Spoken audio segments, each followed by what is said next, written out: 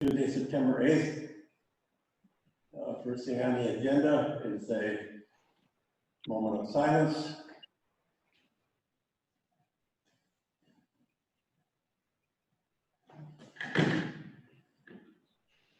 And next we will stand for the Pledge of Allegiance.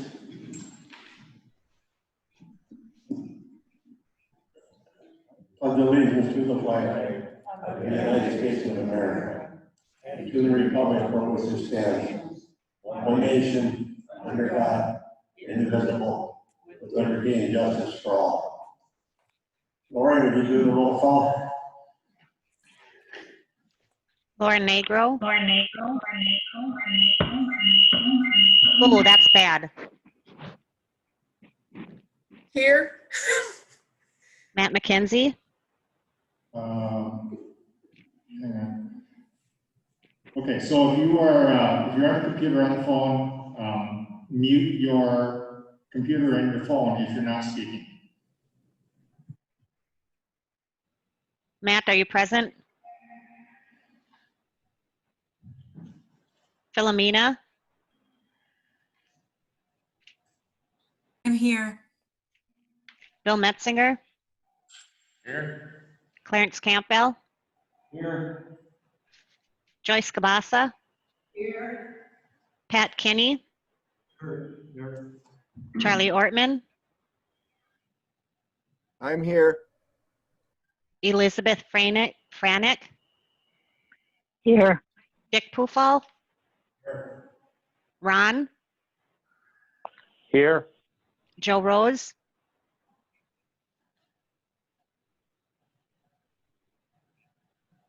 Joe Rose.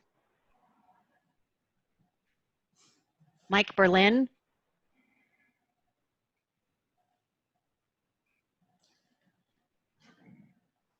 Mike Berlin, are you there? Rick Corpola. Here. George Micka. Here. Marty Vitek. Here. Richard Huber. Here. Doreen Hannanen. Here. John Wiener. Here. Kathy Schutte. Here. Gary Mertig. Here. How many does that give us?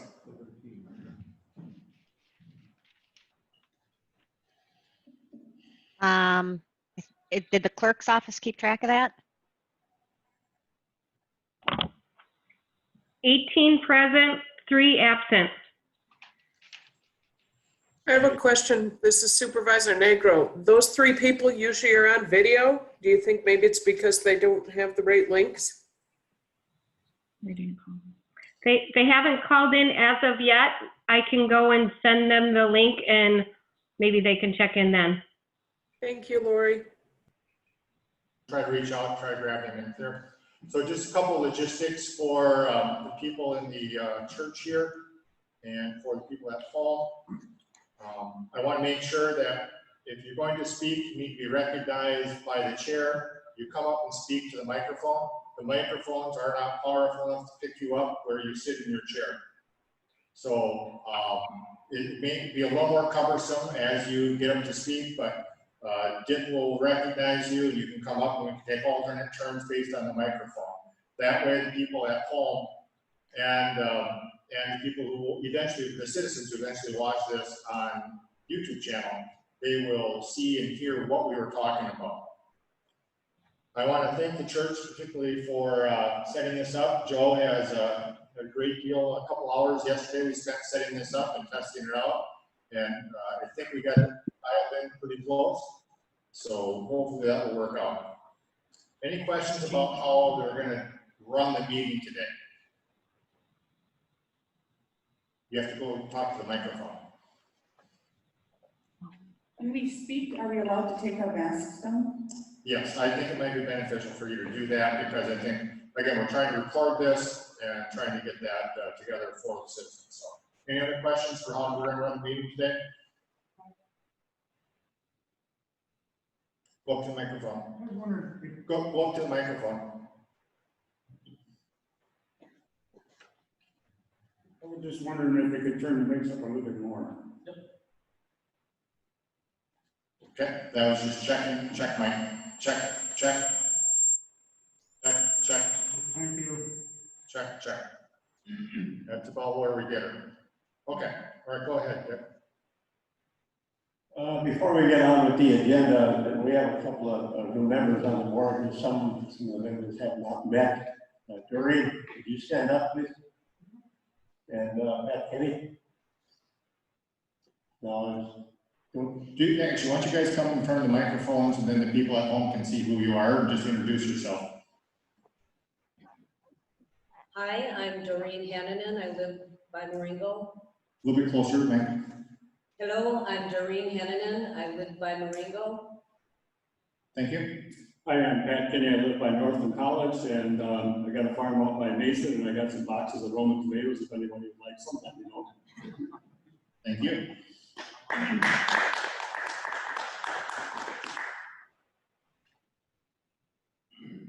we need a motion to adopt the agenda. Bill? Actually, I think if you're just making motions like that, we can just say, we'll just reiterate who is it. Bill is making a motion. Pepe? Second. Okay, first by Bill, second by Pepe. We have a motion and a second on the table. All those in favor say aye. Aye. Aye. Opposed? Motion carried. Thank you. Public comments? Seeing Who no- was the motion to adopt the agenda? Bill? Second. Okay, thank you.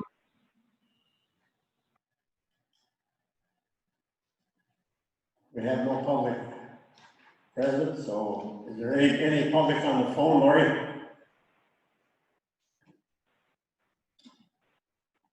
If people are on the phone, it's *6 to unmute yourself, and if you're on the Zoom call, you raise your hand. Okay, nobody did. Okay, we'll go to C to D, a presentation update from public health. Are you doing that? Liz is our public health officer, so she'll be giving an update here, and basically we'll do a couple slides on the screen itself. So go ahead, Liz. Good morning, everyone. So just a quick recap for where we are at locally. We currently have 42 positive cases, and that is cumulative total since the beginning. Throughout thus far, we have been in contact and or monitoring 3,818 people. To date, we have 3,460 negative test results.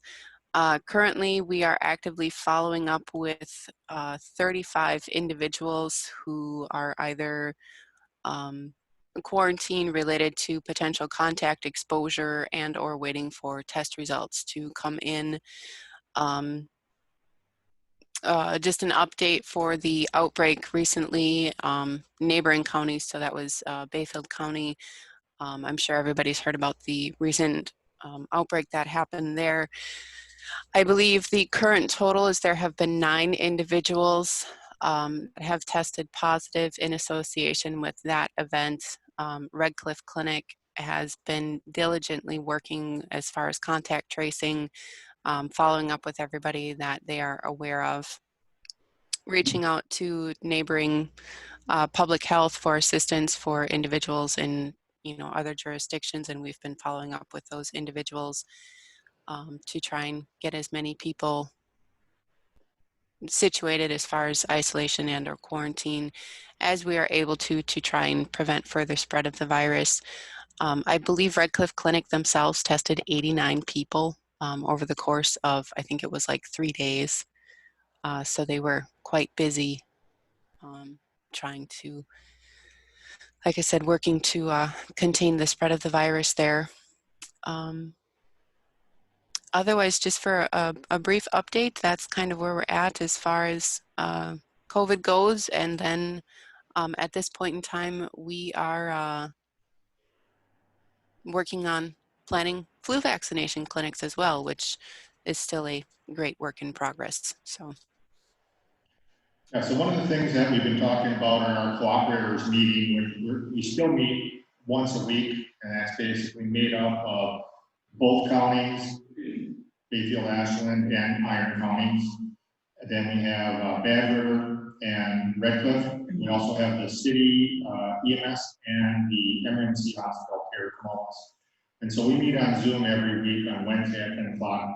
And we go through, you can see on the screen here, hospitalization, ventilators, where are we at for PPE and supplies, what are the policies we're looking at, the mask order. One of the things I think for the county's perspective is you're going to see the state mask order from the governor is expiring on the 28th of this month. And so what we're proposing is looking at, would we try to institute one from the county level? And we've got a 60-page document from the WCA regarding the legal authorities for us to be able to put different orders in place, be that individual businesses, be that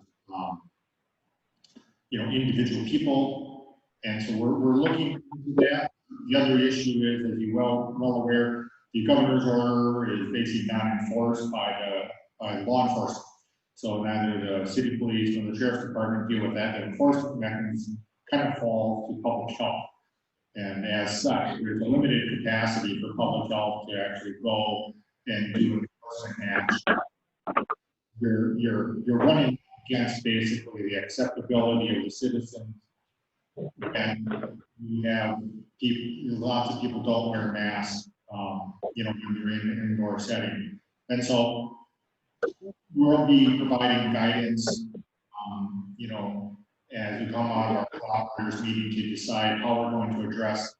And if the governor's order is re-upped, that will be something that may be challenged in court. There are certain, his executive orders and emergency orders, they have to be reaffirmed by the legislative rulemaking bodies periodically. So this is a political event also, and I guess we're just waiting to see what happens. But WCA is in concert with all of us on a weekly call to help guide the counties through this particular period. Any questions for Liz?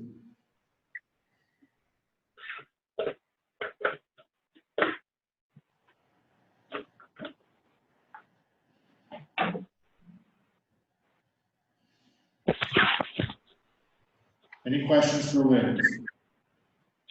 Hi, this is Elizabeth Franick. Can I ask a question? Go ahead.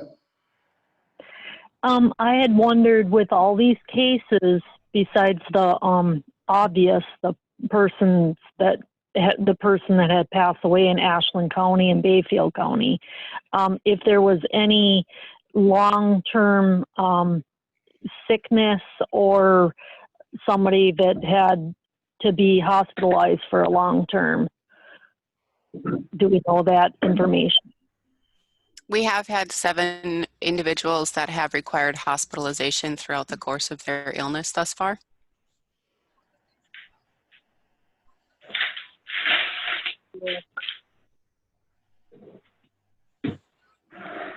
Becky's going to kind of come up with a question.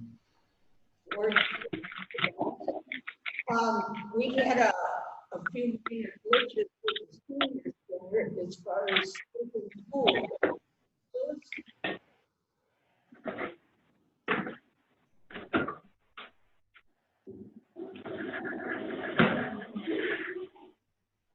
Did you hear me, Liz? I did not know. Okay, we've had a few little glitches with home delivery for seniors, am I correct?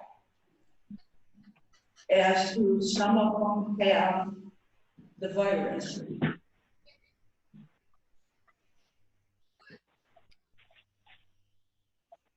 I'm not sure of what glitches there would be. There should not have ever been an interruption in meal service. We have volunteers that deliver, and we are putting them in harm's way when they deliver to somebody with the virus.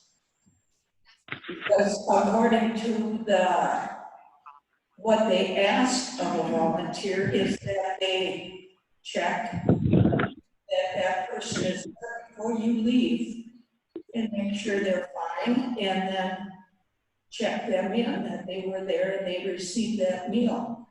And I understood that there was kind of, is HEPA involved here? That we couldn't tell them, the volunteers, which houses to have somebody there, or we'll set it down on the outside, which doesn't make it right. That doesn't make it right for the person that's inside, who could be a complete invalid and can't pick up that meal, and they can't check that person. So has that been resolved? There have been multiple recommendations and drafts of policies and procedures put out by Department of Public Health, as well as various different representatives from senior meal delivery services on how to perform safe meal drop-offs and check-ins with elderly persons and or people requiring assistance within the community. These policies and procedures have been available essentially since the start of COVID, when senior meal sites had to change formatting and home delivery services had to change formatting from in-person dining to delivery services only. So all of that information is available and it has been put out there.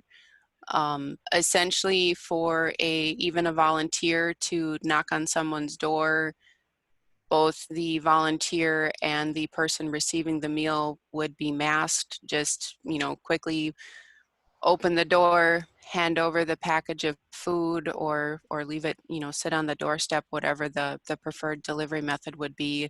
I've heard that some individuals have essentially requested that the delivery person, set the food on a chair outside the door or something to that effect, and then they can call them from the vehicle, say, hey, your meal's here. They go to the door, wave at them, pick up their meal, go back in the home, that sort of thing. There's multiple different options available and different suggestions. That information has all been distributed several times over at this point in time. So I would like to say that it has been resolved. Yes, you think it's resolved? You think that we're not putting a volunteer person who is giving their time, gas, car, and everything, and going to a house that is known? Well, it's not known because they don't know. No, we don't release individuals' medical information. We've not ever released where a individual is positive within the county, because our county is composed of small communities and there are a lot of rumors and a lot of talk, and we don't want to release potential information that could narrow it down for somebody to determine who may or may not, and people make assumptions about who may or may not be ill, and we don't want to essentially point fingers at somebody when it may be absolutely no fault of their own that they have become ill. So a delivery service, any delivery service, whether it be the senior meal delivery service or a takeout driver from Pizza Pub or the Alley or wherever you're delivering food from, the 30 seconds that it takes to hand over a package of food would not be a high risk exposure. Well, I have a little different because I get Meals on Wheels every now and then, and they check to see, I don't mean they come in and, look around or anything, but if I got dizzy, they grab me on the steps. I just, do we potentially say that every person is a risk and make them responsible to get their meal up from that door? Is that what we're doing? Essentially, it should be, as you suspect, every person could potentially be exposed and or have it. So precautions should be taken that anybody that you come in contact with, which is why there's, you know, the governor issued the mask mandate, is that everybody that you could potentially come in contact with could be exposed or infected. Okay, thank you, Liz.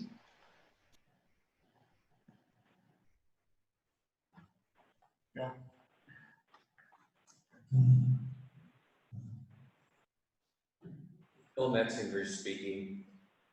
Now that school started, what are you and the schools doing to check? What's their policy for everyday checking this virus? There are several different school districts throughout Ashland County, so they all vary just ever so slightly, but as a whole, all of the school districts throughout Ashland County are monitoring children and staff for temperatures and or any signs of illness upon their arrival to the school in the morning. Obviously, they've provided information to the parents, and they're requesting that, you know, if able, they check their children's temperatures prior to leaving the home for school in the morning if they have any symptoms or any suspected symptoms, or there's been any suspected exposure, to please keep their children home from school rather than sending them. All of the school districts have the option for in-person, virtual, or a hybrid of in-person and virtual setup for classes, so that they would, you know, if they opt to stay home, that they're able to stay home and participate with their classes and their learning activities from home. All of the schools are requiring masks. So to the best of my knowledge from the updates that I've heard so far, everything has been going fairly well as far as compliance with wearing masks. The children and teachers are practicing social distancing within the schools. So the desks are placed approximately 3 to 6 feet apart. In most situations, they're able to accommodate and, you know, adequately space the desks 6 feet apart. As far as like for if the children have to leave the classroom, you know, they wear their masks in the hallways, they practice social distancing. They have meal times staggered to limit the number of people in one space at one time. I could probably go on and for quite a bit of time yet as far as the different interventions that they have in place, but there are a multitude of different interventions that they have in place. I see we have Matt McKenzie on the phone. Yes. You have a question for Liz?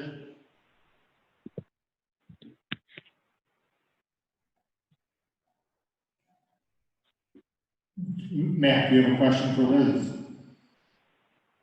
No. Okay. Sorry about that. Any more questions for Kathy? I just want to thank Liz Zott for all her help with this pandemic that we're dealing with. Every time I call her, she has great answers to the questions.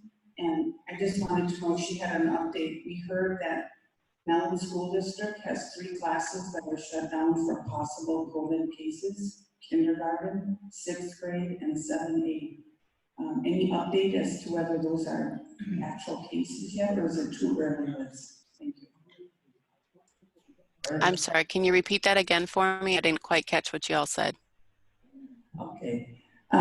Thanks for all your hard work trying to make sure that our community is safe. You've answered all my questions when I've called you. This weekend, Mellon School District, 3 classes are canceled because of a possible COVID case: kindergarten, 6th grade, and 7A. Do we know if those are active yet, or is it too early? Thank you. Too early at this time. We're not able to confirm. Lars?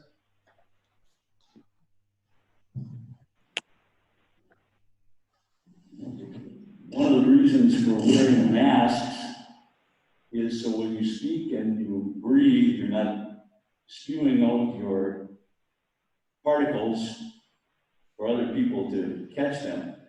When you come up to this microphone and take your mask off, you are spewing out your particles onto the microphone. And microphones are very difficult to sanitize. So I would suggest, I know it's difficult, more difficult to speak with a mask on, but those who are coming up should not take their masks off. Good advice. I'm sorry to keep doing this, but I don't have any questions.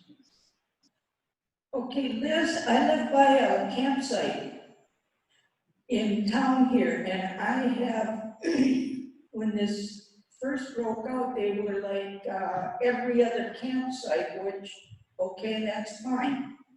But this campsite has been full with RVs and people all summer now. And it's good for the economy, I understand that, but I have not, and I go by there 3 times a day, and I'm not stupid for them, I'm walking my dog. And so I don't see masks, and that makes me nervous because they buy groceries.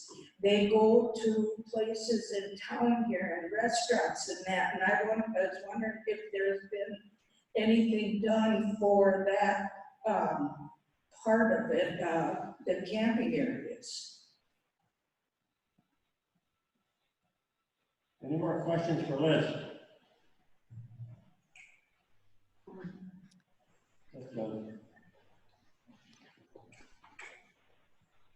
So when people are at their campsite, they would be camping theoretically within their own family unit. So it would be the same as, obviously they're at a campsite and not in their house, but when you're with your own family unit, you don't have to wear a mask in your home with your own family unit. But then if they would be interacting with other family units and, as you mentioned, going into the stores or shopping locally, they should be wearing their mask when they're going into stores or shopping locally. Hello, we never did catch your name, and also you are responsible for all of the updates that you're given.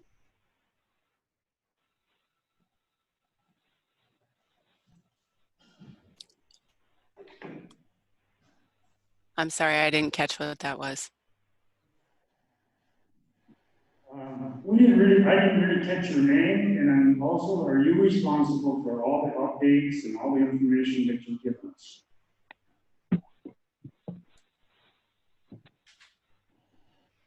So Liz, he's just asking you to introduce yourself, give your name, give what your job title is and what you do for the county.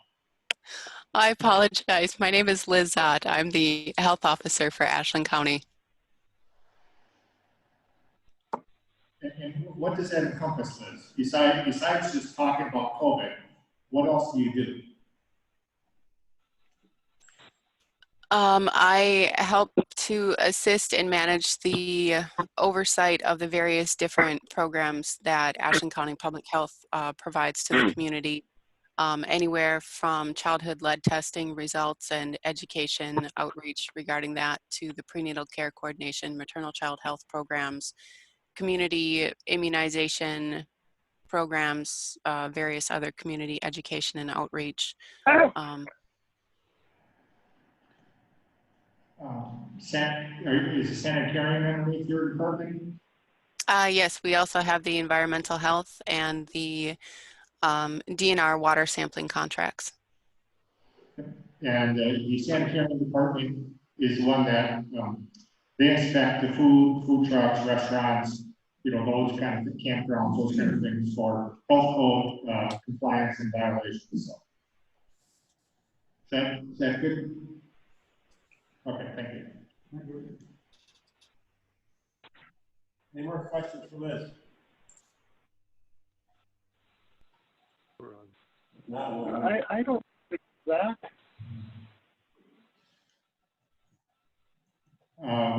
Is that Joe? Yeah, this is Joe. Did you have? I've had a really time getting into this Zoom meeting with these numbers I got in the mail. Yeah, it looks like the Zoom calling number was switched around. On the agenda, it's 301-715-8492. It should be 715-301-859. So I apologize for that. I did not catch that. Okay.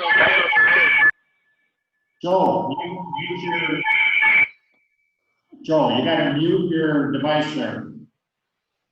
I'm the chair of the zoning committee. What Thank does you. that have to do anything? He said to mute your device. We muted the phone. Now Oh, you're on there. okay. Yeah, I muted the phone.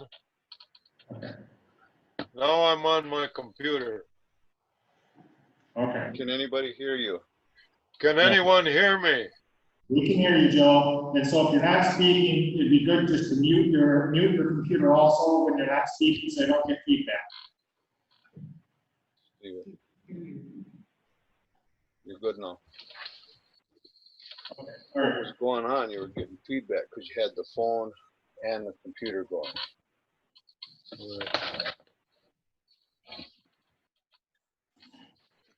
Okay, looks like I'm in the meeting now. Been fooling with this for about an hour trying to get in. All right, thanks, Joe. We're basically just up to approving the minutes here. Okay. I think we're ready to move on there. Okay, we'll move on to the regular agenda. Approval of the July 7th, 2020 County Board Supervisor minutes. Do we have a motion? Don't mess around with muting. Just let it go. Okay. Charlie Ortman, I move to approve the meeting minutes. Okay, we have a motion by Charlie and a This second. is Franis. I'll second that. Okay. Yes.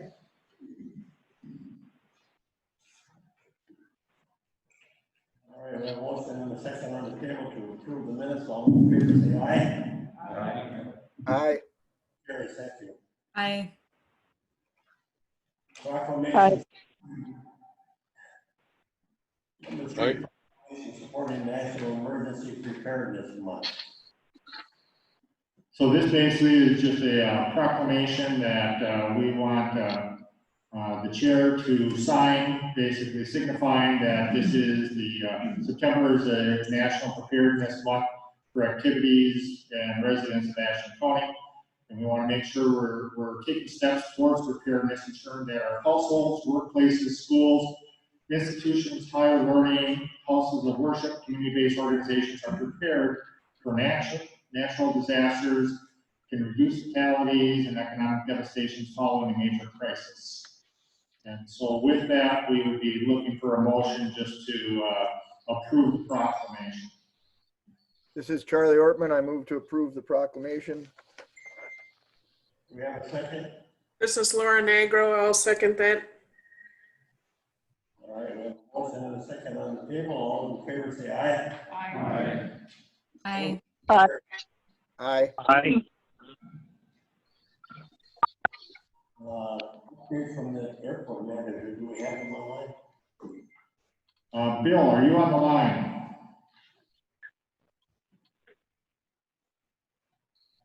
Hello?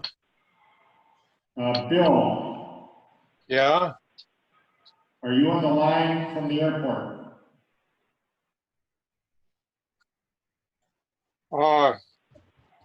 What are we on now? We're on the approval of the minutes or what?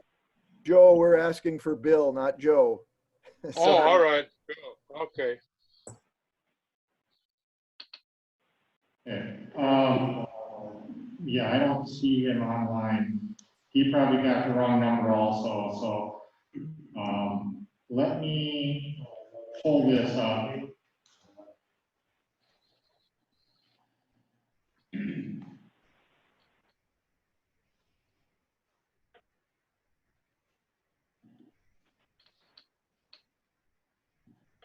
What we're basically talking about, when we send out budget to the departments and we send out requests, they come back with what they need. And so we've been spending the equivalent of $18,000 to $25,000 per year for the airport.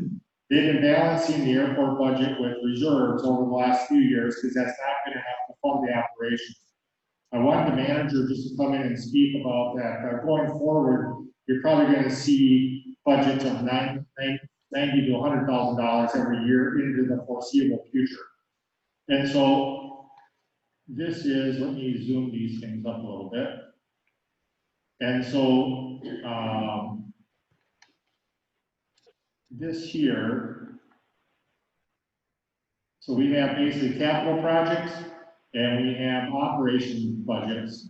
And so we have, you can see from the county here, we've had, you know, we were at 45, 43, 44,000. Now we've been at 25,000. Next year it's going to be 87, then 90.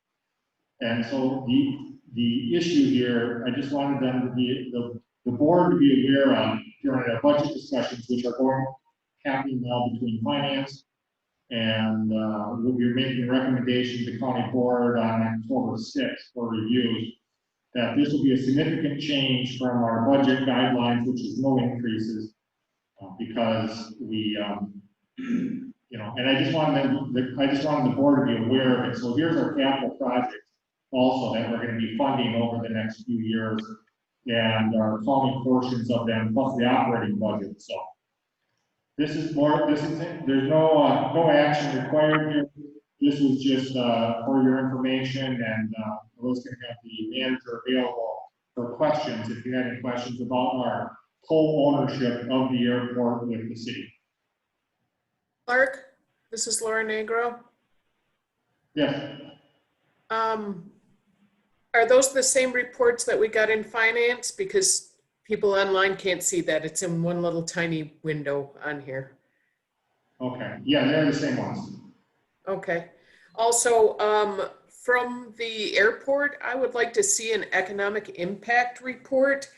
I understand that you had spoken to him and he said there's all this coordination and things that brings money into our area, but I have not seen any report on that, and I think that would be a good thing to look at as we are having to kind of bump our budget because of the poor timing for COVID, I suppose.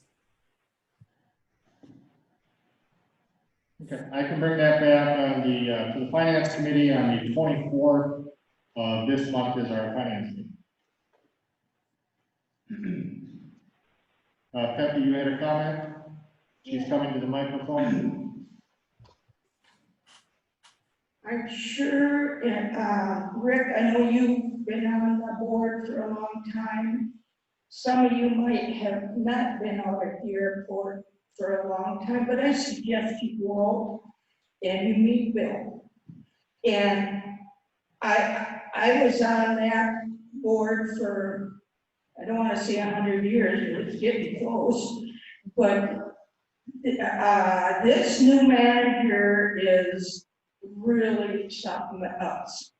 And these big airplanes, jets are coming into our airport now because of the friendliness, because this guy gets up in the middle of a blizzard on his own time to come out there and fill these airplanes up, and he just rolls the red carpet for him, and it doesn't cost you a thing.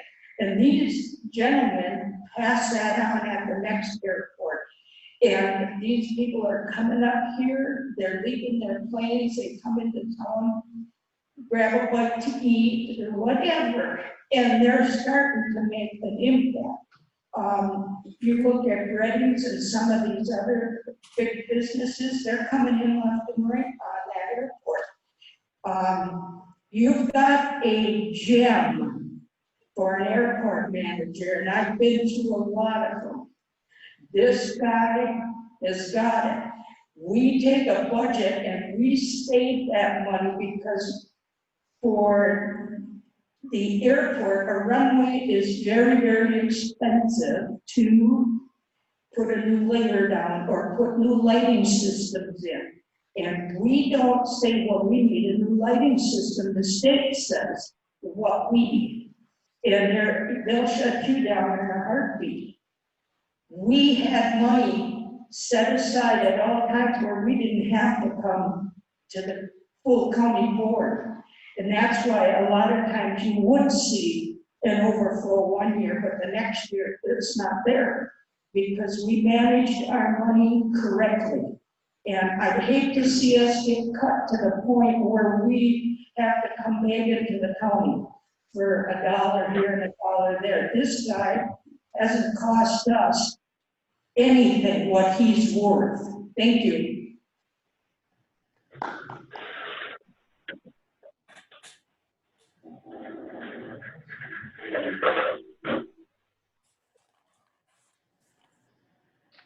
I'm not going to speak negatively about this, but 20 years ago, there was kind of an agreement, and those of you who were on the board, like George at that time, will kind of remember this, that when we entered into this 50-50 agreement with the city on the airport, there was also an agreement that the city would help fund the county dispatch. And sometime after that, the city just put that agreement, and we're not providing funds for the county dispatch. But we continue to support the airport.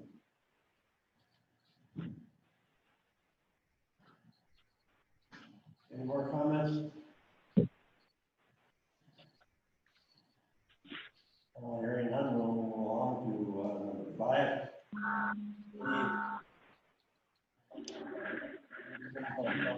Resolutions R09 2020 1356 and R09 2020 1357. Okay, so in our July County Board meeting, the board voted to grant the closeout dollars from the revolving loan fund to the Highway Department to redo County Road M. Now that the county board has made that decision, we need to carry forward the application and state approval process. This process may seem more in-depth than the county road deserves, but the process is nationwide and is geared towards housing projects and community development grant processes. We need to adopt a citizen participation plan. Hang on, the computer just got tired. Hang on, okay, yeah. We need to adopt a citizen participation plan. We need to host 2 public hearings and listen to comments from citizens regarding the county road and projects. Staff, actually, this is a memo from the finance department, the finance committee, but they're making a recommendation to the board. Staff would like the finance committee to review and forward the plan to the county board, which they are doing, and they have to. We need to have the board also adopt a resolution pertaining to prohibiting the use of excess force in nonviolent civil rights demonstrations. This is a requirement of the application that the board adopt this policy. Again, I think this requirement is related to historical HUD connection and community development block grants. In your packet, you'll find a citizen participation plan, the use of force resolution, the application which we'll be working on, and more information on the closeout process can be found at this link. And again, so this went through the finance committee, and so they're making a recommendation that we move to approve resolution R09-2020-1356 and R09-2020-1357. And with that, I'll take questions if you want. This is Supervisor Ortman. I make a motion to approve those 2 resolutions. Gary? I'll second. We have a second by Gary Mertek. I just have a question. This is Supervisor Kabak. Has there been any discussion with the Sheriff's Department about the policies that need to be changed? And if so, if so, or if not, you know, what kind of follow-up is going to happen with the Sheriff's Department? So this resolution, which you see in your packet, I think it's a holdover from the housing and these community development block grants, meaning where they would come into a big city, they'd tear down all the blighted area, and they're gonna put up, some sort of housing project. And the resolution basically is geared towards if people are basically occupying an area, the police or the sheriff's department will forcibly remove them, regarding this community development block grant project. So and here's the Ashland County resolution to adopt a policy to prohibit the use of excess force and barring of entrances, exits for nonviolent civil rights demonstrations. So this will be a policy of the county after the board adopts it. So the sheriff's department is going to work on this policy? That's my question. Well, this will be a policy that that the sheriff's department will work under because it'll be adopted by the board. Okay, the resolution states that the sheriff's department is going to develop a policy. So I'm wondering what steps are being taken to make sure that that happens.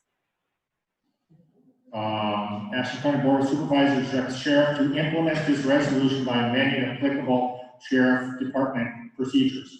So basically, the county board is directing the sheriff to do this. Now, he's an elected official, obviously, but once the board has weighed in on this and approved this, then that turns into an administrative function that I would have to work with the sheriff's department. And I would be probably handing this off to make sure we follow up or review any policy that's been amended or implemented to the Public Property and Law Enforcement Committee, of which Lauren Nago is the chair. I think that would be probably the proper follow-up for this particular policy. Great, that sounds wonderful. Thank you.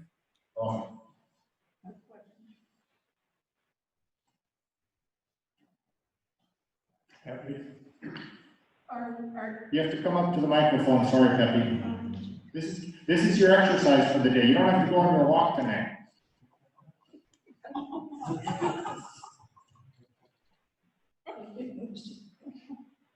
Anyway, my question, would you explain that again to me, what they can't do? Yeah, so it's right in the packet here, Yeah, Becky, I know, and you can see it on here. You're basically having a policy that prohibits the use of excess force by local law enforcement within its jurisdictions against individuals engaged in nonviolent civil rights demonstrations.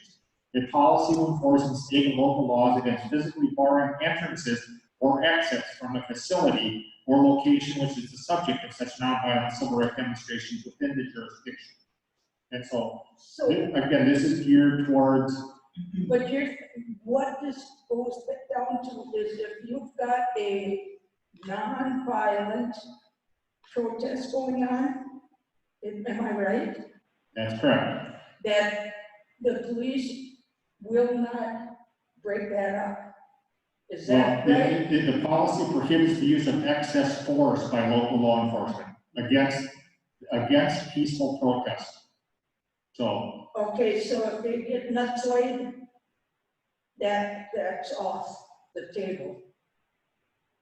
A peaceful protest cannot be broken up by excess force. I get that part, but now somebody in that party says, let's torch it, and they go for it. Does that mean that line is null and void? Yeah. And your police department can get, because they have put our law enforcement and everything that I've seen. These guys are out there fighting for our safety, ours, who sit home and watch TV and watch it. They take it to court and it's all thrown out. Why are they even on the street then? I don't want to see them getting in harm's way for that one line. You know, if this protest, which is friendly, turns violent, then are they allowed to do what they need to do to? Yeah, if it turns violent, or they're basically used, or they're turning from a peaceful protest, then the police they can stop the action. Clerk? Yes. This is Laura Nago. I just want to clarify that anybody else that has any other county that has a community development block grant agreement with the state also has something like this. This is just something that is mandated by the state. It just says that the excessive force can't be used for anything that's nonviolent. It doesn't talk about anything else. So I would hope to keep it just to the purpose that we are looking at right now. Yeah, this is actually even bigger than the state. This is a federal requirement of these community housing and community development block grants. So yeah, this is a federal requirement. It's non-negotiable. It's not a matter of, you know, if you don't adopt it, you don't get the money. So pretty much that's where it's, and it's been there for 40 years. So every community that has done this for the last 4 decades has had this. So we just couldn't find it in the county that they ever adopted this before. That doesn't mean you haven't, but maybe 4 years ago we lost the paperwork, so.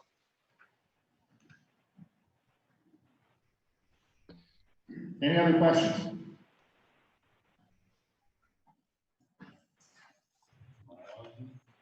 Huh? You have a question? Yeah. Yeah, you're a member of the citizens, you can come up and speak.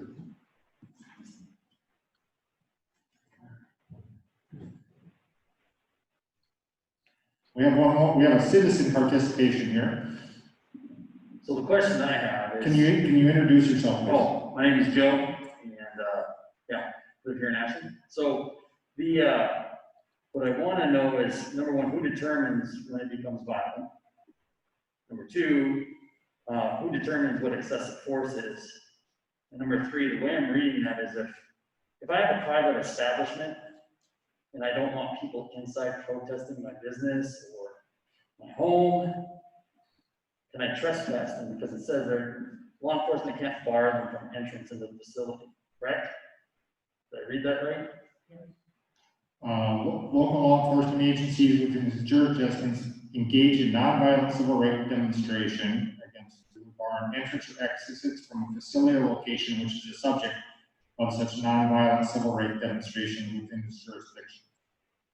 So if people want to protest, say, this building right here, the police can't stop them from coming in and walking through these halls. Am I reading that correctly?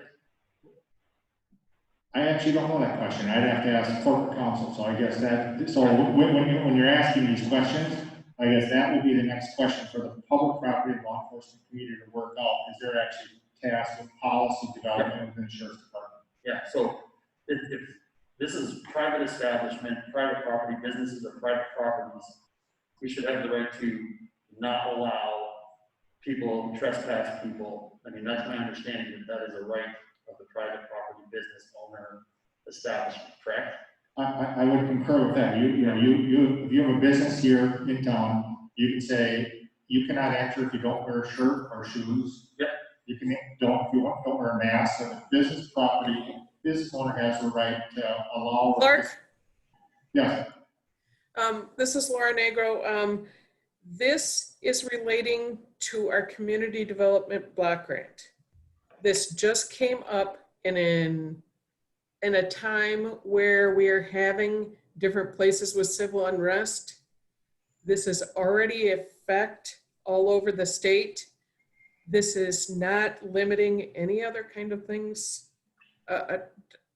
right now. So this is just, this, like I said, every other county has one of these.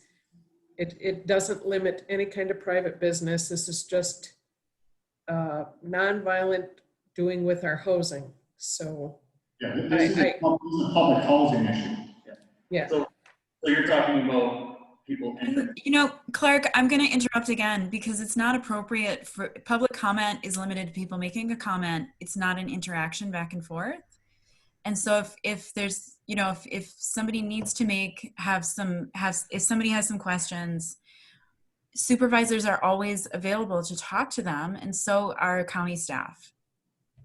That's actually a fair thing. Yeah, public comment is usually not a debate. There you go. Thank you for your comments.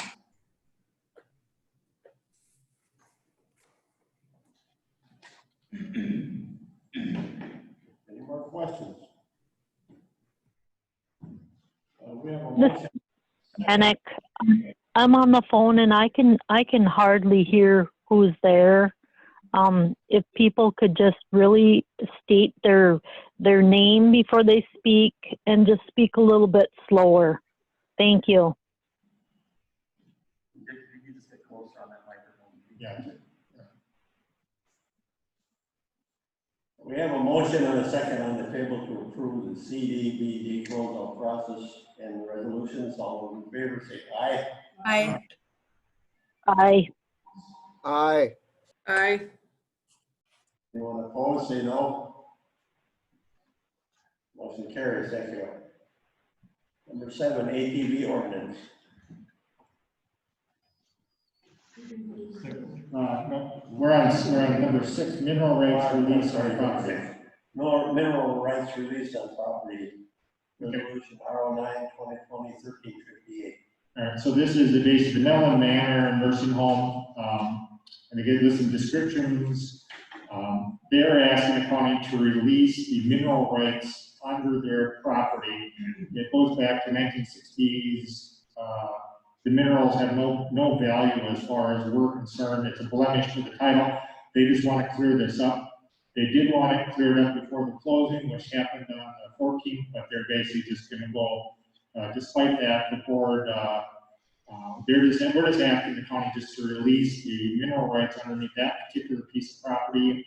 And with that, I would seek a motion to approve resolution number R09-2020-1358, and the resolution is in your packet. This is Supervisor Ortman.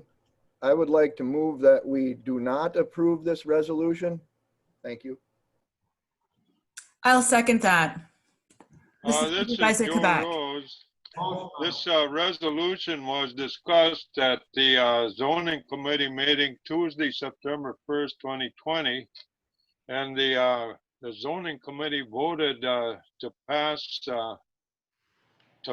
this resolution. So I just thought I'd throw that out there. There's a motion on the floor. There's a motion. Yeah. I made the motion. There's a brief background note on this, Hang on. We're not in discussion. telling you what it's all about. Made the motion to approve. There's already a motion on the floor. Yeah, so Okay, I just threw that out there for point of information. So there is a motion on the floor, and it's been seconded to basically deny this. And so. No. He made the motion first. He made the motion first. Wiener made the motion first. Was it second? Did anybody second it? No. Yeah, he seconded it.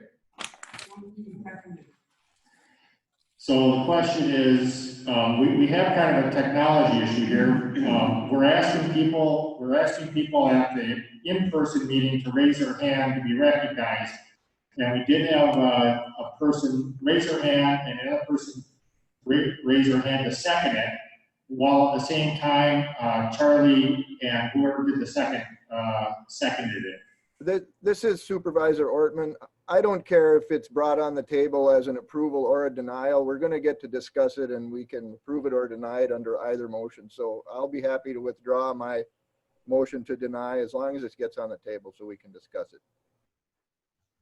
Okay, so why don't we? It's up to the board how they want to vote on it. Yeah, so I think given the fact that we had a visual clue of a first and a second here, and with the technology to where it's at, I think we'll go with the first motion, which was move to approve this resolution, and there was a second. Clark, who made those motions then? Who made the motions to approve? Rich Huber made the motion, and John Wiener gave the second. John Wiener. Okay. All right. Thank you. This is Matt McKenzie. I have a question as far as, is the county the owner of the mineral rights, or is there somebody else owning the mineral rights, or are they jointly owned? It's my understanding that the county has a reservation on the mineral rights for that piece of property, and they're just asking for us to release the mineral rights underneath the Mellon Manor nursing home. I understand. So it's county ownership, not, you know, a lot of those areas down in there, it's owned by some other entity. It's the county's interest in the minerals that that they're seeking us to release? Yes, it's owned by the county, and that they're asking us to release the mineral rights underneath the nursing home. Okay.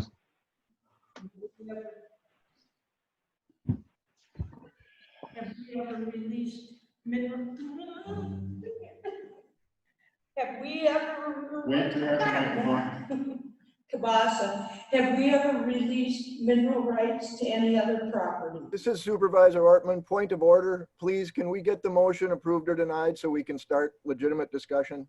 Thank you. The motion had a first and a second, and we're in the discussion phase, Charlie. And the motion is to approve it. We discussed, based on the technology, we feel that we had the visual approval of the first and a second here, so we apologize for the confusion, but you are correct. We are in the discussion phase, so with that, we'll take questions concerning this issue. Okay, thank you. I apologize to whoever I cut off then. I wasn't aware we had moved to discussion. We're getting a Bill Metzger is coming up to the mic to discuss. Close to the microphone, please. When the county takes a tax deed on property and sells the property, they automatically put this reservation on there to reserve the mineral rights. And we do that, we don't really know if we have the mineral rights sometimes, but if in case we do, then we would take that interest. And we also in the past it has been brought to the Land and Zoning Committee if other people would want their mineral rights released that the county possibly has. They have granted a few cases, but it's case by case. And so if the Zoning and Land Committee approved it, then, you know, they don't have any objections. And as far as the value of this property, it'd probably be a good idea to pass. I remember a few years ago, Walmart did the same thing. They asked that the mineral rights be put, because if they're putting that type of money into it, they want to be darn sure that, you know, that they have all the rights possible. If the county has the mineral rights and somebody has the surface rights, surface owner has to be compensated as along with the mineral rights. So we've done it in the past, and I can see why they would want it, because they don't want anybody mining possibly. This is Supervisor Ortman. I'd like to speak when I can get a chance. Go ahead. Yeah, I'm strictly looking at this as my fiduciary responsibility is to the entire county.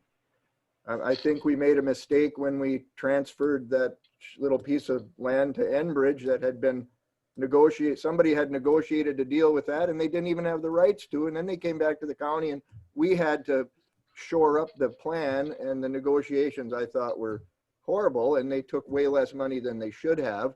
And we took a short change chunk of that, and we should have had it all if we had been fiduciarily looking out for the county, which in my opinion, all of us should be. Now, if the county automatically retains mineral rights, I think that's for a reason. And I'm not inclined to give them away for anyone. We have those mineral rights. So unless somebody convinces me that the county is going to make something off of it, then we keep them. And then down the road, if it's the mineral rights are worth something, we get something for that as the county. Now, if this person wants to buy the mineral rights, then maybe I would consider that. But giving this stuff away, I mean, as a county, we've been shortchanged most recently, and I would not like to see us shortchanged again. And I don't think we should be handing these mineral rights out ever, giving them away. Not once, not ever. If you want to buy them, fine. Otherwise, we're going to keep them. And if mineral rights become a financial issue, the county will benefit. Thank you. This is Supervisor Quebec. I'd like to make a comment. Yes, go ahead. Okay, and so the information that we've been provided is that there's a statement that doesn't make sense, that the mineral rights have no value, and yet they cloud the title to this property. So if they cloud the title to the property, they have some value. As a fiduciary to the county, our job as supervisors is to take care of the county's property and make sure that it's not being wasted. And at this point, there is a thing of value that is being given to this corporation, to this LLC, whatever it is. And so I think we need to go into this transaction with our eyes wide open. Really, this is not just a release. This is giving away county property to a private entity. That's what we're doing here if we approve this resolution. We also have no information about the actual value of the property rights that we're giving away. So just like with the Enbridge deal, we haven't been provided any sort of independent appraisal to see, or any kind of independent analysis to see what the value of this property is that the county is intending to give away. That's why I am opposed to this action. Joe Rose, asking to be recognized by the chair. Joe. I think that Charlie Ortman's arguments and also Phoebe's arguments are pretty valuable arguments. And even though the zoning committee voted the other way, I think that I would side with Charlie and Phoebe on this one. That's just a comment. Thank you. This is Elizabeth Franick. May I speak? Go ahead. Yes. Yes. As I heard Supervisor Ortman and Supervisor Quebec, Supervisor Rose, I have to side with them. As growing up on a farm and having people thinking about taking the farmers' mineral rights and everything, and my conscience says that we have to really scrutinize our vote and really think about what this means to our county, to our people. If they are really thinking about maintaining these mineral rights, we have to wonder why. And we need to vote with our conscience, and my conscience says we vote against it. Thank you. This is Supervisor Nick. Okay. Supervisor Negro, when I'm in line. We have one board member had his hand up first. Yep. I'll ask in a minute. This is Pat Kinney. About 10 years ago, at the farm out by Mason where I grew up, my dad purchased the mineral rights for 340s from the Federal Land Bank, and I believe he paid $200 for each of those 40s. So he paid $600 for the mineral rights to 120 acres. And that gave him clear title to that land.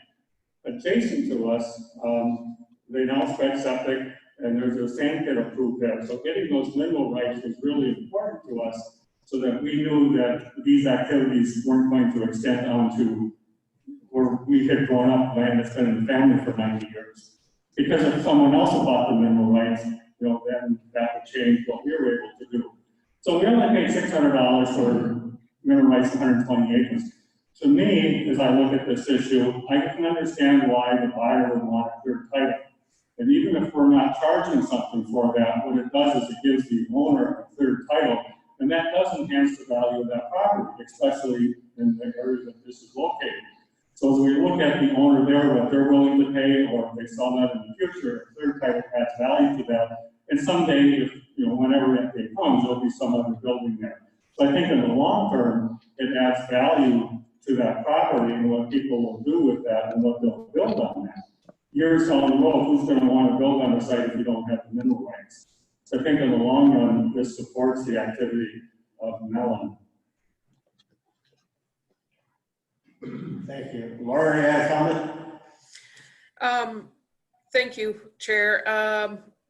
looking at the note that we have on here, it looks as though they've already closed the deal anyways. So this would be kind of a moot point. And I agree with Supervisor Ortman and Quebec and Rose on this. And also, as Supervisor Kinney pointed out, that there may be something later. If there is something later, they can always come back to us and we can look at it. If they've already closed, it doesn't seem to make that much difference.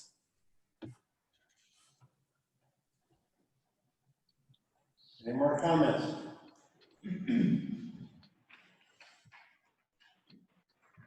Are you ready to vote? Yes.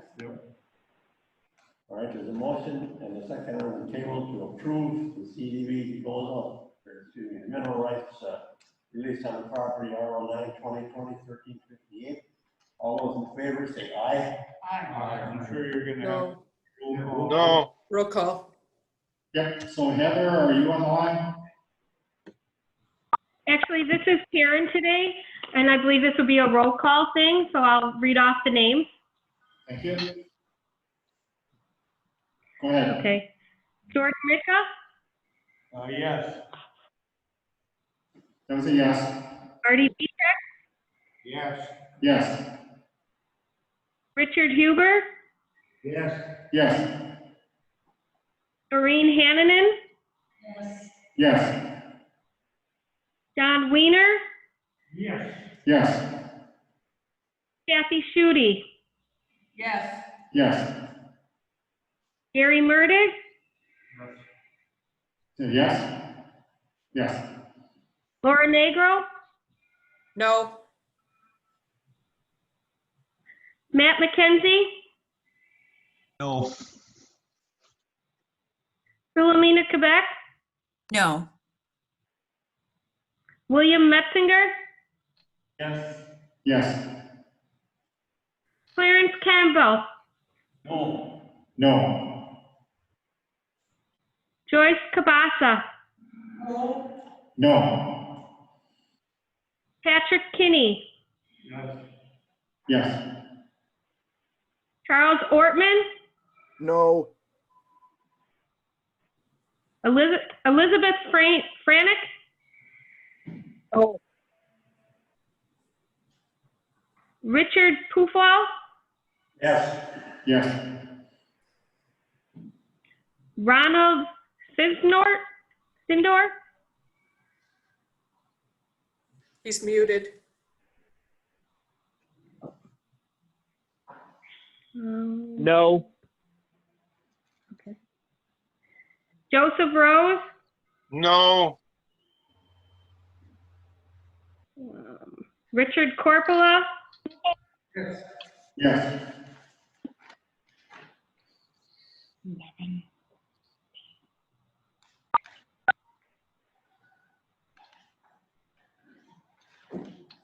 $11 yeses. Hang on, we got Mike Berlin. Did you get Mike Berlin? I know.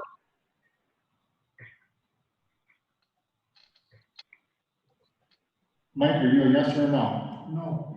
Mike Berlin is a no. Did we miss anybody else in this room? I didn't see where he arrived. I'm not seeing him on my computer, but he is a no. So that's 11 yeses and 10 nos. Can you say that one more time?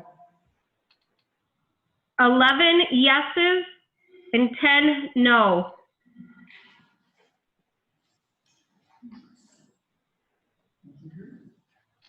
All right, next we'll go to number 7 on the agenda, ATV upgrades, 009-2020-113. Okay, this came from the highway department after many months of discussion. They've basically been working on updating the ATV route ordinance and the internal policy, which is a working document which the highway commissioner would use to analyze whether a route should be approved or not. They have a new ordinance for consideration, which will, at the same time, it will repeal the old ordinance. So when we get to when you look online, we want to make sure that if this ordinance is approved, in effect, you're basically repealing the other one, so somebody can't make a defense that say, hey, your old ordinance is also on the website. So we basically remove the old ordinance, replace it with this one, versus going through an entity, and that was the advice of our court counsel. The current ATV policy only allows for county trunk highways to open to ATVs for special circumstances. Highway committee was asked to update that ATV policy and ordinance to allow more discretion on ATV route opening. Attached to the fact of the day is the new ordinance, the old ordinance, and the policy and the application. With that, I would seek a motion to adopt ordinance number 009-2020-113.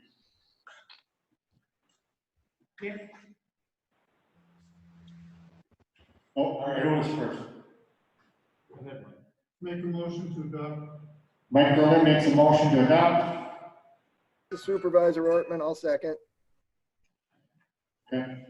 Who seconded? Oh, wait, hey. Are we calling for a vote already, or are we having discussion? No, we're still basically just trying to figure out who got the second. And the chairman, who's the second chair? Charlie, I guess. Charlie, okay, all right, so we have both those. Yeah, I seconded it. All right, we have a motion and a second on the table to approve the ATV ordinance. You have a question, Bill? Bill's coming up to the microphone. Okay, put me in line to speak too, please. I'm on the highway department. Close the microphone, please. I'm on the highway department committee, and we got some input this time from the sheriff's department. It was the highway commissioner in the highway department and the sheriff's department. I thought that's very important to know because they had some input, and some of the laws or some of the past ordinance weren't properly listed. So with the help of the sheriff's department, we got in compliance.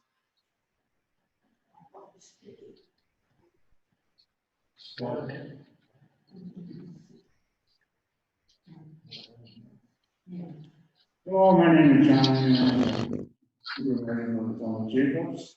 On Highway N, it's been closed to ATVs, and that is the basically only way for Iron Pony people to come into Glidden and to do some business there.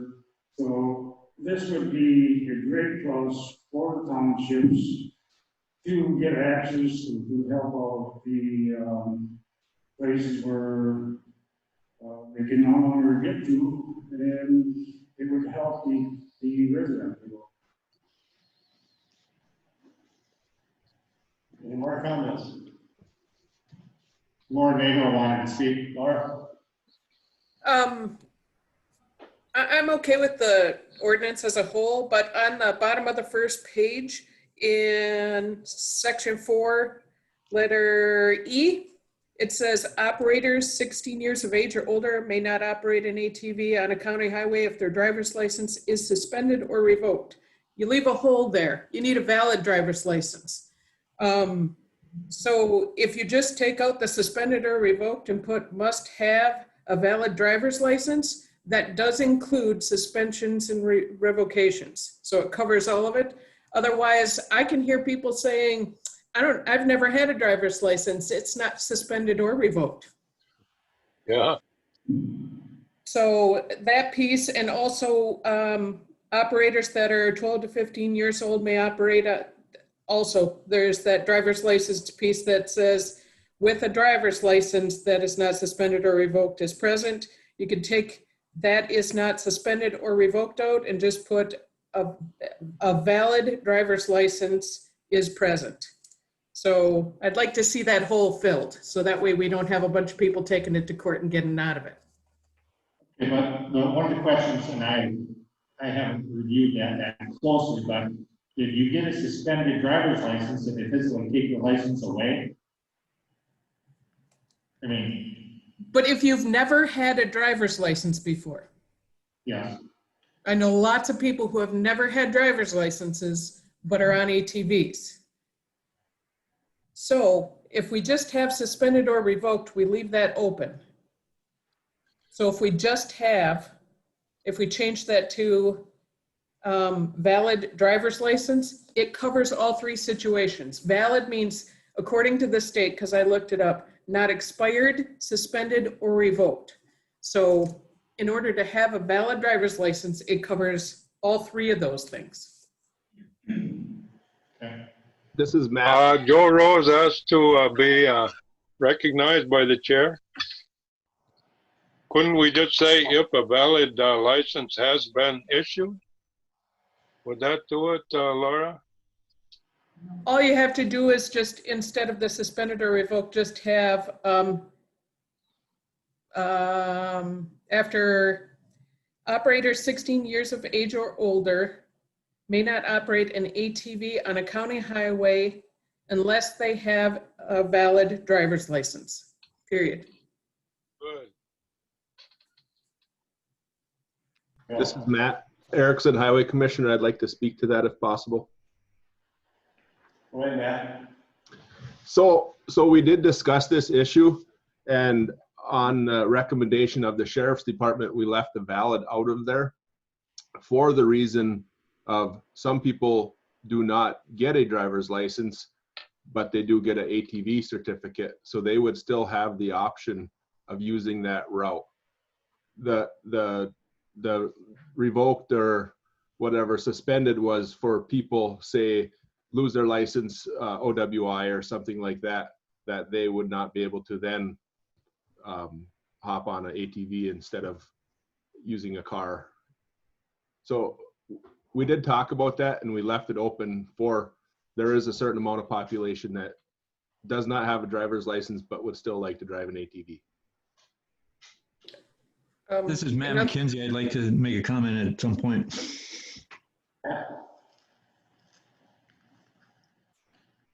Go ahead, Matt. All right. What they're really trying to get at, and I understand how they're trying to do it, is the accusation is that you have people out there that are using UTVs and ATVs instead of a motor vehicle, another motor vehicle, because they've lost their license due to OWIs.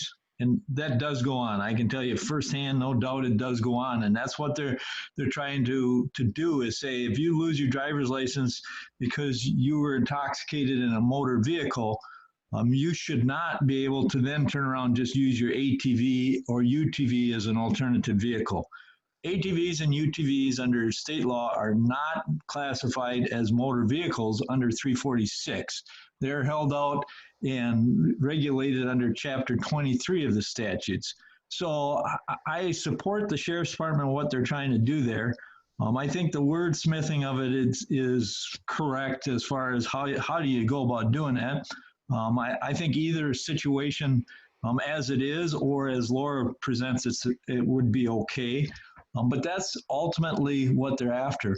There's some other things that go on with ATVs and UTVs that many people aren't aware of, and I think the ordinance should look at that too, and that's open container, open intoxicants. There's no provisions under the state law right now that stop somebody from driving around a UTV or ATV and consuming alcohol. The law says you cannot be intoxicated.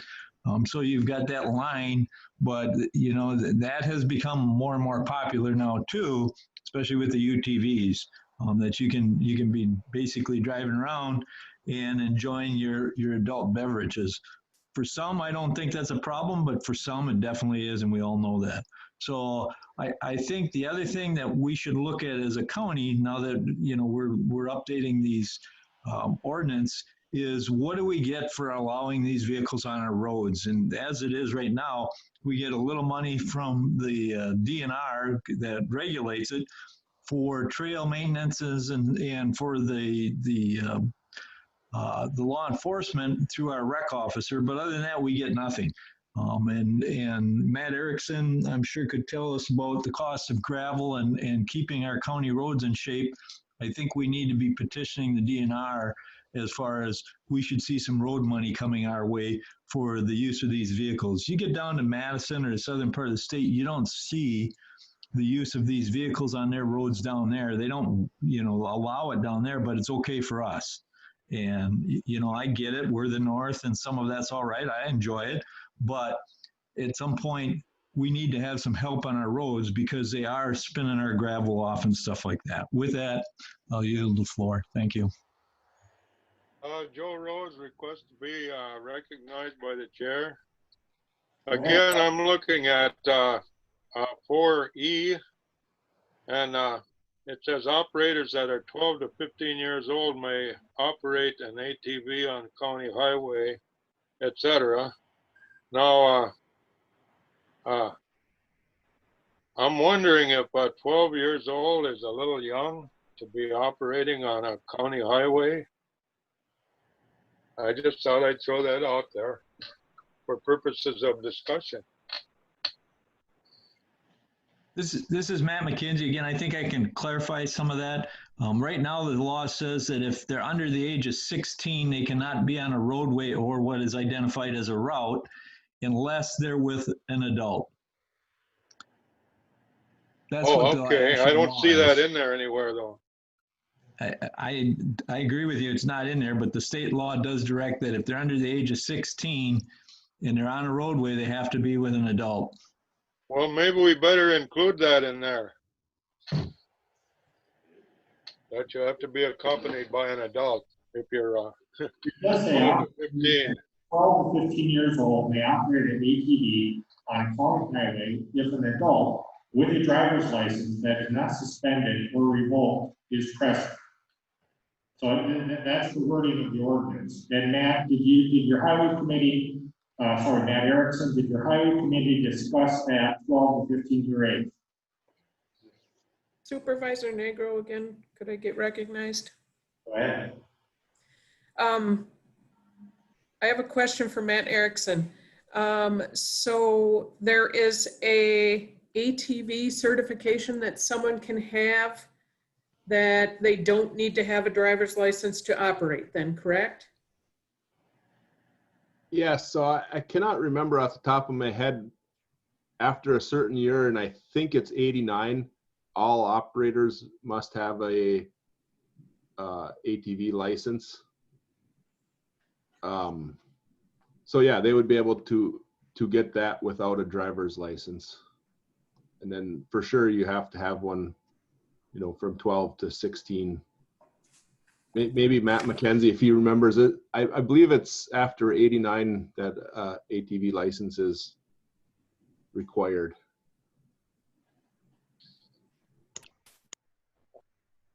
Okay, then I have to admit, I would still rather see a valid driver's license or recent ATV certification or whatever the technical term for the whole thing is through the state of Wisconsin, I would assume. I just think it leaves less of a hole. This is Supervisor Brannick. May I say something? Hold on just a second, Liz. Yes. We have one person raise their hand first. Hang out for a minute. Okay, thank you. Yeah, this is Supervisor Murick. I'm chair of the Highway Committee. We can wordsmith this till hell freezes over. But the rec officer and the sheriff's department and the Highway Committee went through this to try and find every situation we would have. Now, there are some situations that we're going to have to rely on law enforcement to enforce. There are state laws for running ATVs and UTVs on all these trails and highways. We are not looking to open every county highway. They're going to have to approach us. The towns involved are going to have to ask permission. We're going to look at which county roads could be or not be open. There's some that aren't safe. We know that. So what we're looking for is for the county board to approve this, and then in working with the sheriff's department and the highway committee, we will take some of those things we're talking about today and say, does this specifically violate a state law or DNR rule, so that we're in compliance with everything. But I'm going to tell you this, unless you have your eyes closed, UTV and ATV use is huge. And all you have to do, and I work in the Clam Lake area all summer, is go to Clam Lake on any weekend. There are hundreds and hundreds of UTVs, ATV people on those trails. They're bringing money into this county. What we're trying to do is get some of the other areas like the Glens and the Butternut that are, we have trails, but we have dead spots. We have connecting trails that dead end at the county road that we can't get to the next spot. That's what we're trying to do. But I guarantee you the highway committee takes this very serious. We're not going to open roads we deem unsafe, but we'll look at them individually. If the town's okay it and the highway committee okays it, we will take this serious. Thank you. Any more comments? Yes, okay, go yet. Oh, go ahead, Liz. Okay, the bottom line we just want to maintain is the safety. You hear about all these ATV accidents and everything, and most of the time it's young people, sometimes it's adults, but alcohol's involved. And I've never had a driver's license, and I don't think I'd want to see myself on a ATV unless I had that certification. Thank you. Any more comments? Kathy?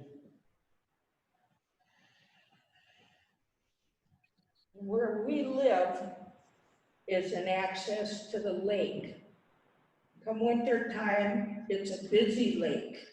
There's a city out there of fishermen. And I live close enough to see a grocery store that's got liquor, 2 different places. And we've watched it forever. They go down the corridor or the trail there, they stop at and right down the street, because that's open. And they pick up their liquor in the brown paper bag.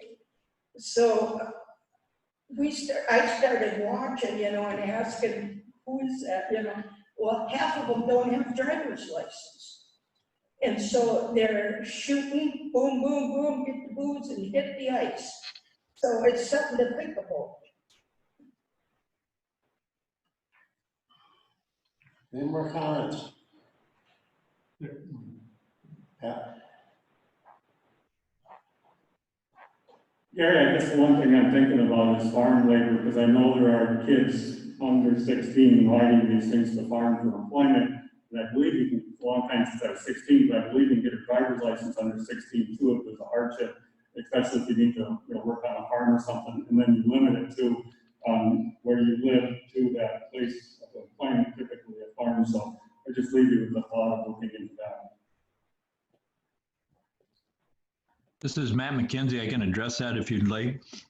Go ahead, Matt. There is an exemption under the law for agricultural use that allows younger people to operate ATVs as part of the farming operation.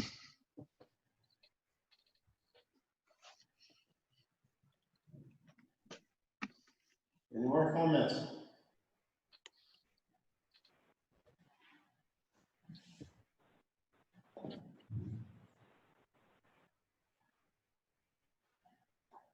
All right, we need a motion to. We have a motion and a second on the table. Who made the motion? Mike Berlin.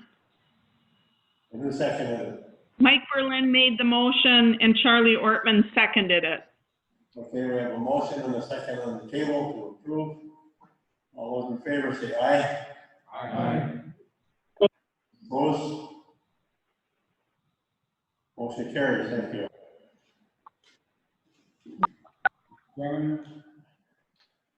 Clarence? Apologize, I'm gonna have to leave early. I had an appointment at 11 o'clock that was scheduled well before I knew there was a meeting today, so I'll have to leave. Okay. Okay, we go to number 8, ratify emergency declaration. Okay, as we entered the pandemic, March 18th, County Board Chairperson along with County Administrator jointly declared an emergency due to the current pandemic. This declaration was ratified by the County Board meeting on April 3rd. It expired July 18th. COVID-19 is not subsided, and as such, it is necessary to renew the declaration in order to facilitate state and federal reimbursement dollars related to COVID, and be prepared if we need to enact other policies which could not wait for a board meeting. We don't see the state of emergency ending anytime soon, and instead of coming back to the board every few months, staff is recommending that we extend to the end of the national state of emergency. We can rescind this declaration anytime the situation is deemed under control. The executive committee has reviewed this request and is forwarding the county board for consideration. They recommend that the full county board ratify the declaration at its next regular meeting. We'll add also that this did go through court counsel, and court counsel concurs with the issue there. And with that, we would seek a motion, move to extend the emergency declaration until the end of the federal COVID-19 emergency. I so move that we adopt or ratify the emergency declaration. Motion by Kathy Schutte. Do we have a second? Bill, second. Seconded by Bill Mensinger. All right, we have a motion and a second on the table. Is there any discussion? Laura, you wanted to speak? This is just until the federal decides that they're not going to have an emergency, or are we leaving this open until, I mean, there's no sunset on it? Yeah, so according to, so with Max Lindsay weighing in on this, this will expire naturally at the end of the federal COVID-19 emergency. So, and that was court counsel's recommendation. So there have been some counties that have to come back like every 2 months or 3 months to do this. And basically the WCA is basically recommending that counties just tie it to the federal emergency so you don't have to come back. And most of this has to do with, you know, the availability for FEMA reimbursements and other types of federal funding that they have to have a natural disaster declaration for our county. Okay, thank you. All right, we have a motion and a second on the table to ratify the emergency declaration. All those in favor say aye. Aye. Aye. Aye. Okay, we are back recording the meeting. We're back in live session for the county. So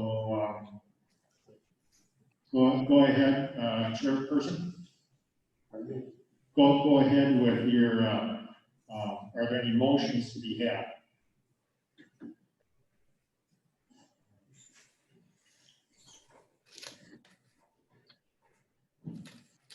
Well, we've gone through the, bring the mic closer to your mouth, please.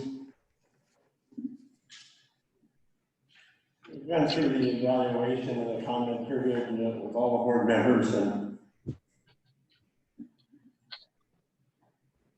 This is Supervisor Ortman. May I speak, please? hang on one second, Charlie. You bet. Thank you. We discussed this between all the members that are here and those that are not. And I think we've pretty much come to a consensus that Clark is doing a good job. And he deserves to be, I won't say rehired, but held, kept on. The only negative thing I heard from a couple of people is the severance pay issue. I don't know if you guys want to address that or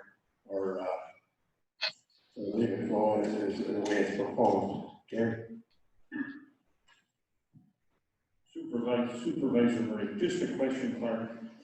You know, for the board to sit down and say, boy, we don't like your attitude or something, and say you're gone, that's highly unusual, although maybe that's been done in the past.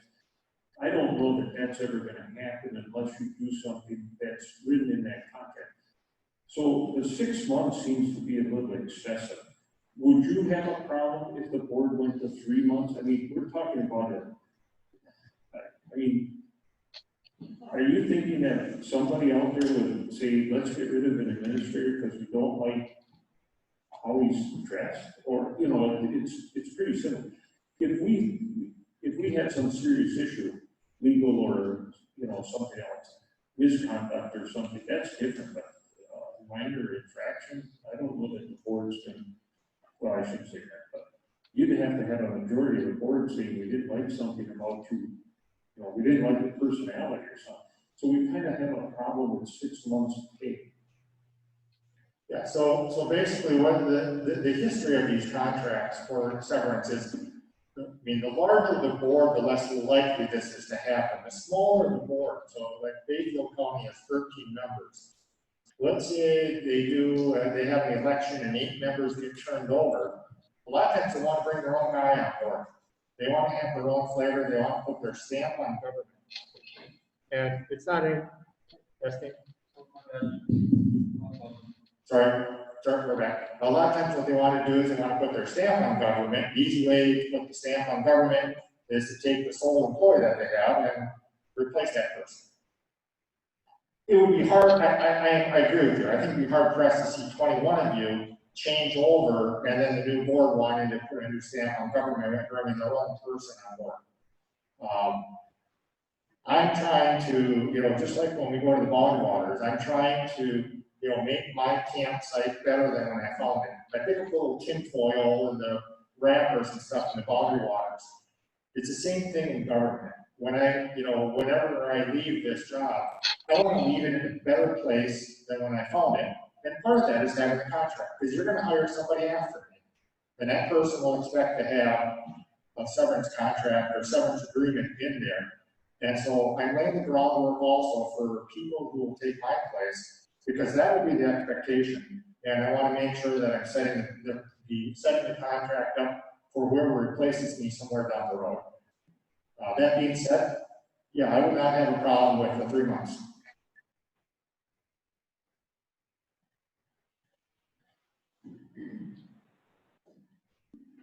You wouldn't have a problem with 3 months?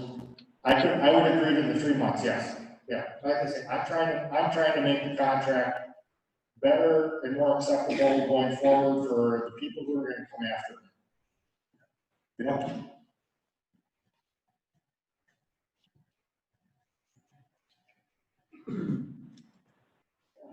I would like to make a motion to extend Clark's contract for a year with his 10-day additional vacation requested and 3-month severance package as discussed. Thank you, Bill, and I'd like to second that motion. This is Supervisor Ortman. Could we also add the term conduct that Supervisor Quebec suggested? Yes, that's fully acceptable to me to add the word misconduct into the definition of basically exclusionary severance package. So misconduct, I think would be fine. And you know, our HR manual is like, you know, 70 pages long. There's a lot of steps before you get to that point, along with the rest of all the county employees. So I think that would encompass what's in the manual. Thank you. All right, are we ready to vote on this? We have a motion and a second on the table to retain Clark. All in favor, say aye. Aye. Do we have a roll call vote on this one? Yeah. Aye. Yes, we'll do the roll call. Martin Vitek, Yeah. Yes. did you hear me? He said yes. Oh, sorry. Richard Huber, Yes. Yes. Doreen Hannanen, Yes. Yes. John Wiener, Yes. Yes. Kathy Schutte, Yes. Yes. Gary Murdock, Yes. Matt McKenzie, Yes. Philomena Quebec, Yes. William Metzinger, Yes. Clarence Campbell. Oh, sorry.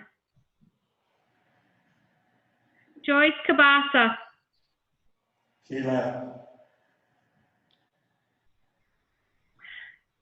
Patrick Kinney. Is that a yes? Yes, sorry, I apologize. Charles Ortman, Yes. Elizabeth Franick, Yes. Richard Pufall, Yes. Ronald Stindor,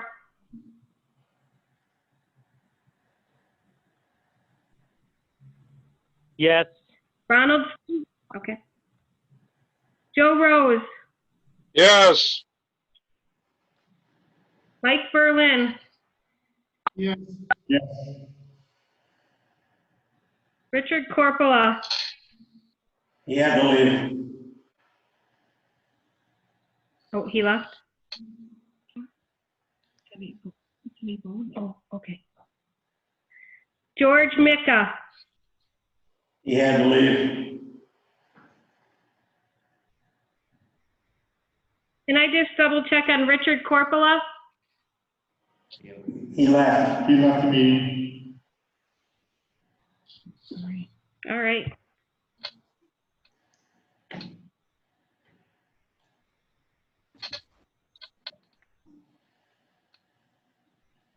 This is Supervisor Negro. I have 16 yeses. Excuse me, this is Supervisor Negro. I vote yes on it too. Oh, sorry, Laura, you were at the top. It's okay. 17 yeses. 17 yeses and 4 absent. Thank you, I appreciate that. And I look forward to another good year. Congratulations. Yes.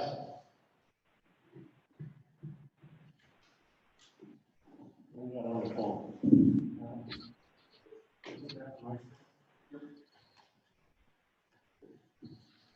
Okay.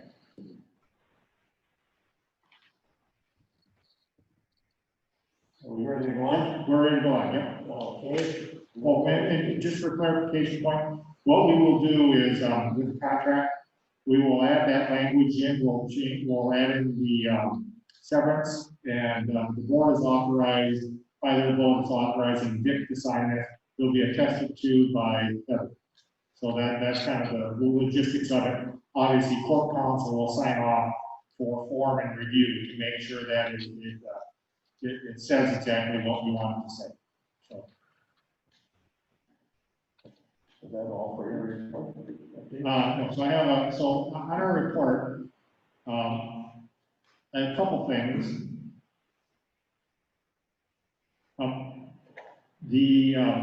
Let's see, where's the, couple things we're working on, I thought you'd be interested in. So this is the Ashland County residential survey. I want to say thank you to the county board members who are working on this. We basically are going to be sending out 49,000 surveys to people to talk about what kind of broadband do we have in our 4-county area. That would be Douglas, Bayfield, Ashland, Iron. And so we've been working along with the other counties and some county board members here to send this out, and then this will be used to, over the next 6 months, to gather that information, and then that will be available to apply for grants and other types of operations to say this is an underserved area. One of the key issues that we're having with broadband is if you have a census tract and you have one individual that has high-speed broadband internet, the entire census tract basically is checked off as having high speed. So in this case, if you have a census tract that, let's say, encompasses you know, let's say just, you know, a little bit of ash would have been going, you know, into the reservation. Well, some of the actions can have high speed, but the reservation's not gonna have. And so this gets down to that bigger level of how many people in these 4 county areas who are in the rural areas don't have access to affordable broadband. And I think that's one of the things that will help stabilize our region is by having broadband access for people who live, you know, in these rural areas. Because people, there's affordable housing there, there's good schools, and people would raise families there if they could have broadband access. That's one of the things we're looking at. One of the things that, from an administrative standpoint, and we worked with Corp Counsel on this, IRS had issued guidance, and this came from WCA also, concerning the president's payroll tax deferral. You may have heard he signed an executive order that made an option for organizations, businesses, governments, everybody, to basically not withhold the Social Security tax portion, the employee portion of security tax, and they would basically get a temporary bump. And then basically they would have to pay it back starting in January through April next year. They'd have double withholdings January through April. If an employee got this additional bump and then quit, obviously the employer, ourselves, would be on the hook for this. In a survey put out by Wisconsin Council Association, there isn't any county in the state that is basically deferring payroll taxes. The liability of the county is pretty large. You'd have to civilly go after people, and then plus from January through April, you'd have to doubly withhold from them. And so at this point, our advice on Corp Counsel and WCA is we are not going to do the withholdings. One of the things that's coming up, as you well know, the WCA conference was canceled. One of the things that normally would happen, there'd be a business meeting on Sunday afternoon. You guys are talking about resolutions, you know, all big things. So what they're going to have is basically a Zoom meeting on Monday, September 21st at 9 a.m. And Rich Kufal, chairperson, will be the designated voting delegate for that. He will be coming to the county to basically log on, and we're going to be using the broadband service. There is, if other county board members want to join up, we could set up another Zoom listening session up in the county board room. But what they want to have is they want to have one login just for the county board member to be voting, because then when they ask for these votes, they want 72 county delegates to vote on this. They would have we'd have a separate room set up if county board members want to come in and listen to this WCA business meeting, resolution meeting. So if you're interested in that, please reach out to me. I'll send out an email to make sure that you can follow up with that, because then I can set up a separate meeting for you upstairs in the boardroom with that computer and TVs up there. So see me about that. With the conference being canceled, also they have in-services every Monday starting on the 28th, and you all have seen that, so I encourage you to sign up for those particular meetings. A couple other things I'm working on. We're working on a new land sale process. Instead of just selling our property on our website or having it available with sealed bids, we're going to be switching it to the Wisconsin Public Property Surplus, Wisconsin Surplus Study, which is what we sell our used trucks from highway, and we sold our office equipment. That way we can get this online for people from Chicago or Minneapolis, and they may be excited to buy a couple acres in the middle of a swamp land in Ashland County, so we can get it back in the tax rolls. So we're going to be coming up with a new process for our next land sale for that. We continue to work on the budget. One of the good things that we have is our sales tax. I just kind of wanted to let the board see this. So this is a spreadsheet you track the sales tax on. So here's our months, and so we're basically We're at $957,000 of collected sales tax so far this year. And you can see we're above 2019, we're above 2018, we're above 2017, and so on and so forth. So we're having unlike the state, which said we're going to see a 20% decrease, we have seen a slight uptick in sales tax, which is good for us because that's gonna, that's one area we're not going to have to cut because of that. In the budget process, as I talked about earlier, we are still looking at $200,000 to $250,000 decrease in forest revenue for 2021. So that money is going to have to come out of our budget. We have to decrease our budget by that amount. Plus, there's some other issues which we have to deal with. So we have a significant shortfall next year. Land conservation building, we're working on a lease for them up until May of 2022.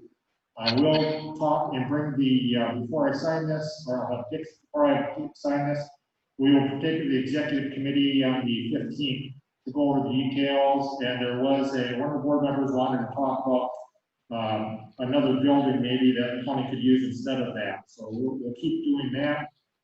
The YouTube channel is up and running, and I would encourage you to look at the zoning and land sale meeting from last week.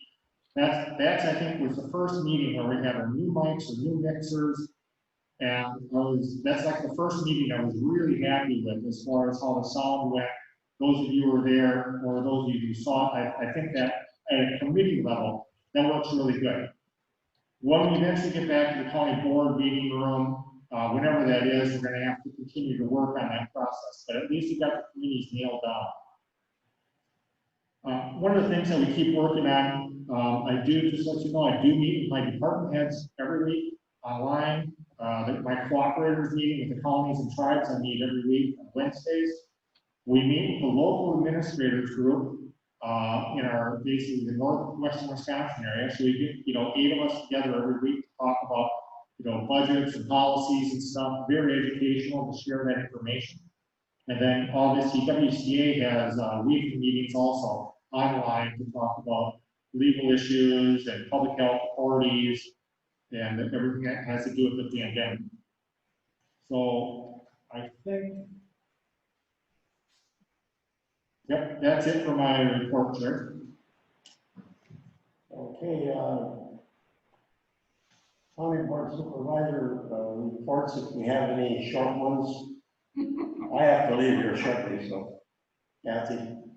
We attended a Northwest Regional Planning Committee meeting, and the other counties around that committee that we are on also had a sales tax increase from 2019, and everybody is very surprised at that. For the business meeting where Dick will be the chair for the county, Charlie Ortman, George Mick, and I have attended that for the past 10 years. And it came with a big binder of resolutions. I would like to be a volunteer listening to that, but when Dick gets his packet of stuff, because you request a packet of resolutions from, it comes in a book form. I'd like a copy of it. I don't know if we received the book. I think we've gotten PDFs. Okay. For email. Yeah, it's all the resolutions from the whole state. Yep, and I think they sent that out on the online, so I can send that to the county board. Okay, thank you. And just a reminder to drop off your vouchers before you leave. Mark, you're gonna take them? Yep, I'll take the vouchers. This is Supervisor Negro. I have a report. Yes, go ahead. Short ones for the broadband survey. Everybody make sure that you let anyone around you know that the more people we have fill that out, the better information we have so we can get funding for our broadband.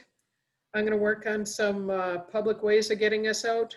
Also, public property and law enforcement. Each member has been working on a whole bunch of different pieces. We've been waiting for Tribal County Committee to meet and to come up with some ideas also. I have made contact with the DOJ and have some funding that we can use for trainings and such, but I also want public opinion and some direction with tribal county committee too. So let your people know that if somebody has ideas, they can always mail or call. I am very willing to hear all those ideas. Thank you. Anybody else have anything on supervisor's report before we adjourn?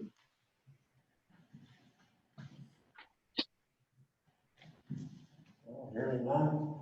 Make motion to adjourn.